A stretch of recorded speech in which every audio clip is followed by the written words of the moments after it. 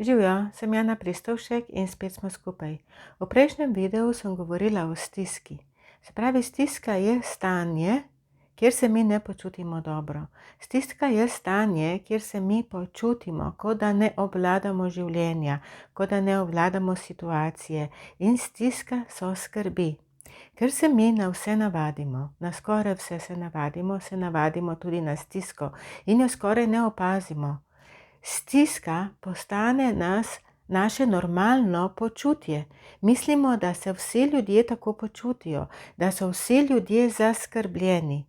In zaradi tega mi v tej smeri ne naredimo nič, ker če se vsi tako počutimo, ne moramo narediti nič kaj posebnega, da bi se počutili drugače. Se pravi, stiska lahko postane naše domače normalno občutje. In to normalno domače počutje se kasneje, s časoma, prelevi v tesnobo in v anksioznost. In to je narobe. Zato jaz pravim, dajte se ozreti vase in se vprašajte, kako se počutim, ali sem v stiski. In če ste v stiski, se vprašajte, kako se jaz lahko stiske znebim. Stiska so skrbi. Torej, kaj mene skrbi? In naštejte, to me skrbi, druga stvar me skrbi, tretja stvar me skrbi. Ampak stiska je ponavadi skupek skrbi, ki jih ne znamo našteti. Mi vemo, da nas nekaj nasplošno skrbi, ne vemo pa točno našteti, kaj so te skrbi. In ker ne znamo jih opredeliti, jih ne moramo niti rešiti. In zato ostajajo. In mi potem hrčkamo, zbiramo skrbi, ne da bi vedeli, kje skrbi so to. Skrbi nas prihodnost otrok, skrbi nas, kako bo v naši službi, skrbi nas, kako bo naše zdravje, skrbi nas, kako bo moj zakon, najin odnos. A bom dobila moža, fanta, a bo vse v redu. Ampak to so take splošne skrbi, na katere mi danes nimamo vpliva. Nič ne moramo narediti za to. Ne vemo, kako bo z našimi otroki čez 10 let. Mi vemo samo, kako je z našimi otroki danes. In lahko naredimo danes vse, da bo tudi jutri z njimi vse v redu. In če mi nehamo zbirati in hrčkati skrbi, in na ta način povzročati sami sebi stisko, tesnobo, ki kasneje lahko preide tudi v anksioznost, v anksiozno motnjo, smo naredili zelo veliko za sebe. Kako pa to naredimo? To naredimo na ta način, da preden mi zaspimo, ne premišljujemo o težavah preteklega dne. Ne premišljujemo o tem, kaj vse nas skrbi in kako grozno bo jutri. Preden zaspite, se zasanjajte. Kaj pomeni? Pejte v iluzijo. V iluziji je vse mogoče. V sanjah, v domišljiji je vse mogoče. In to moramo narediti pred spanjem, zato da se mišice sprostijo, zato da se telo zmehča, zato da se naš dih umiri, da se srce umiri in takrat mi boljše spimo in se zbudimo bolj spočiti. To je prvi korak. Čez dan pa spustite iz iluzije. Čez dan ne sanjajte, čez dan ne mislite, bo, ker ne bo. Samo se redko kdaj zgodi, da kar je, ne da bi mi karkoli pri tem naredili. Mi moramo najprej narediti vse, kar lahko in šele potem lahko spustimo. Problem pa je, ko smo mi v stiski in ko imamo mi skrbi in teh skrbi ne znamo definirati, to povzroči v nas tesnobo. Kaj se zgodi, ko smo mi tesnobni? Ko smo mi tesnobni, rečemo, da ne moramo ustaviti svojih misli, ker nam dobesedno vre. V mislih vse vre. Nisem dovolj dobra, nisem dovolj močna, da bi jaz to zmogla. Se pravi, gre za nezaupanje vase. Gre za to, da ne verjamemo, da smo mi sposobni nekaj rešiti, da smo mi sposobni nekaj narediti. In takrat se mi v tej stiski obrnemo navzven in iščemo rešitelja. Mi iščemo v stiski rešitelja. Ampak rešiti, nihče nas ne more rešiti. In to je tista stvar, pri kateri marsikdo poklekne in ne upa tega niti pomisliti. Vsa moč je v nas in vsa moč je v vas in ste neskončno močni. Ampak preprečuje to vedenje, to občutje moči, preprečuje prepričanje o samem sebi, da ne zmoremo, da nismo dovolj dobri, da smo krivi. Krivda, obžalovanje nas samo tlači navzdol, je točno obratno od tega, kar si mi želimo in kar je rešitev iz tesnobe in iz stiske. Tesnoba je občutek v prsnem košu, kot da nam leži neka skala, nek kamen. Vse je polno. Ko jaz govorim z ljudmi, opisujejo, da jih tišči, da jih žge, da jim je težko, da težko dihajo. Vse opišemo, vse povemo. In takrat jaz rečem, odpri prsni koš, odpri to sobo in dobesedno butne ven in po 2 minutah rečijo, lažje se diha. In to je dovolj in to je prvi uspeh, ki ga rabite. Prvi uspeh, da zmorete, to ste naredili vi, ne jaz. In to je tisto, kar človek rabi, zaupanje vase.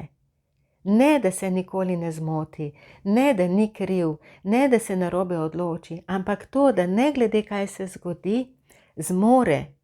Ne takoj, ni vedno rešitev takoj, ne pride rešitev vedno čez noč, ampak zmore, je dovolj močan, je dovolj dober, je dovolj uspešen, je dovolj. Dovolj ste zato, ker ste, dovolj dobri ste zato, ker ste in vredni ste zato, ker ste in to je treba vedeti. In ko to enkrat ponotranimo, je življenje lažje. Kako pa to ponotranimo? Ponotranimo z notranjim otrokom. O notranjem otroku sem jaz veliko napisala, veliko sem že govorila, bom verjetno tudi v prihodnih videih. Ampak danes na kratko.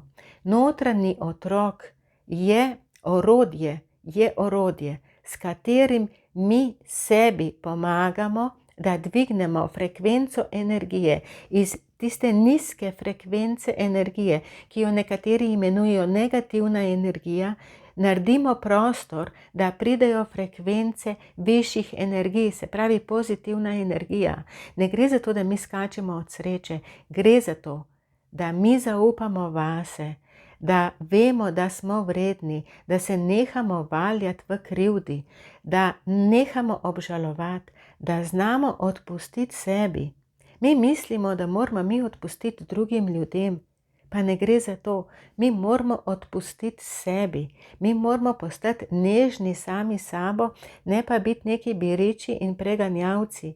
Mi sami preganjamo sebe, moraš to, moraš drugo, moraš tretje, nisi naredila tega, nisi naredila onega, nisi naredila tretjega. Nehajte s tem, nehajte biti na silo hvaležni, bodite hvaležni, ko to čutite in to je prava hvaležnost. In imejte se radi. In to stisko, vprašajte se, ali sem v stiski, ali imam skrbi, ali lahko katerokoli od teh skrbi jaz zdaj rešim. In če je odgovor ne, potem delajte na tem, da te skrbi odpravite iz sebe, kako sem povedala v prejšnjih videih. In potem naslednji korak je, spoznajte svojega notranjega otroka. Notranji otrok ni vedno otrok, notranji otrok je lahko odrasla oseba, če se vam je v odrasli dobi zgodilo nekaj hudega. In ne morete ga pustiti, tega otroka ali odraslo osebo, ki je notranji otrok, ki je izraz, notranji otrok je izraz za to, kar je v nas. In ne morete ga kar nekje pustiti. Peljte ga na področje, kjer bo srečen, brezskrben, predvsem pa varen. Imate posnetek na mojem YouTubu. V knjigi Čarobni odnos je podrobno opisano. Zdaj je šla razširjena izdaja z dodatnimi vajami. Imate možnost tečaja, kjer sami poslušate, takrat, kjer imate možnost, ko se vam da, greste po svojih hitrosti, po svojem tempu. Imate možnost stopiti v kontakt z mano, imam individualne tretmaje, imam delavnice. Kdaj bo čas za vas, jaz ne vem. To določate vi, ampak imate možnost.